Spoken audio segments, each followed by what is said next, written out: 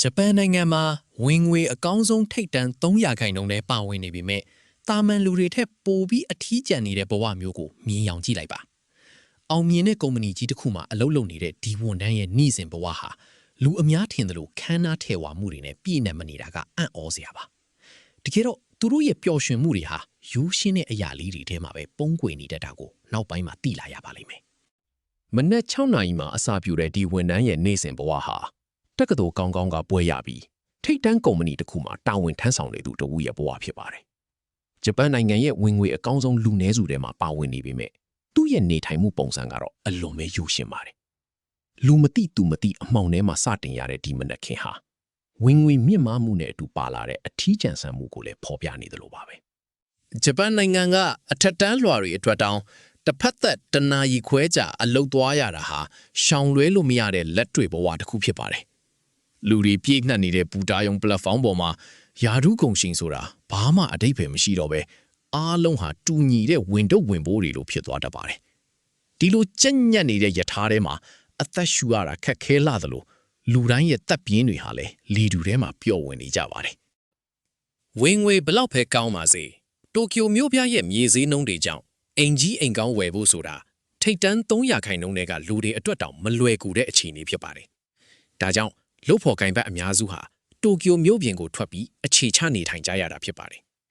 မြို့ပြရဲ့ရုန်းကန်မှုတွေကြားမှာလူလိုင်းကြီးရဲ့တွန်းထုတ်မှုကိုခံရင်ရှေ့ကိုပဲဆက်လျှောက်နေရတဲ့အခြေအနေမျိုးပါအလုံးမဝင်ခင်ပုံမှန်စားနေကြဆိုင်လေးမှာဆိုပါခောက်ဆွဲတပွဲကိုစားသုံးရတာဟာဝင်ငွေဘလောက်ပဲမြင့်ပါစေအကောင်းဆုံးသောနှစ်သိမ့်မှုတစ်ခုပါပဲခောက်ဆွဲစားနေတဲ့အချိန်လေးဟာစိတ်ထဲကရှုပ်ထွေးမှုတွေကိုရှင်းထုတ်ပြနိုင်တဲ့ခဏတာနားခိုရလေးလည်းဖြစ်ပါတယ်ဘေးပတ်လည်မှာပင်ပန်းနွမ်းနေတဲ့မျက်လုံးတွေနဲ့ဝန်ထမ်းတွေကိုကြည့်ရင်ဒီရိုးရှင်းတဲ့မနက်စာဟာသူတို့အတွက်အလုတ်ခွင်နဲ့ပြန်မဝင်ခင်ခွန်အားယူစရာတစ်ခုဖြစ်နေတတ်ပါတယ်ညနေ6 နာရီမှာအလုတ်ပြီးသွားပေမဲ့အိမ်ကိုတမ်းမပြန်သေးပဲရှင်ပါရှိပူတာအနီးမှာရှိတဲ့အိုတိုယာဆိုင်မှာတယောက်တည်းညစာစားဖို့ဆုံးဖြတ်လိုက်ပါတယ်မိသားစုရှိပေမဲ့လည်းတယောက်တည်းစားရတဲ့အချိန်ကြီးကပိုများလာတာဟာစိတ်ချင်းဝေးခွာနေတဲ့ဒဏ်ရာတစ်ခုလိုပါပဲဆိုင်ထဲမှာရှိတဲ့တခြားအမျိုးသားတွေကိုကြည့်လိုက်ရင်လည်းအချိန်မရှိပဲအလုံးတန်ပြီးနေတဲ့အထီးကျန်ဆန်မှုတွေကိုမြင်တွေ့ရမှာဖြစ်ပါတယ်မိသားစုဝင်တွေကြားကစိတ်ပိုင်းဆိုင်ရာအကွာအဝေးဟာ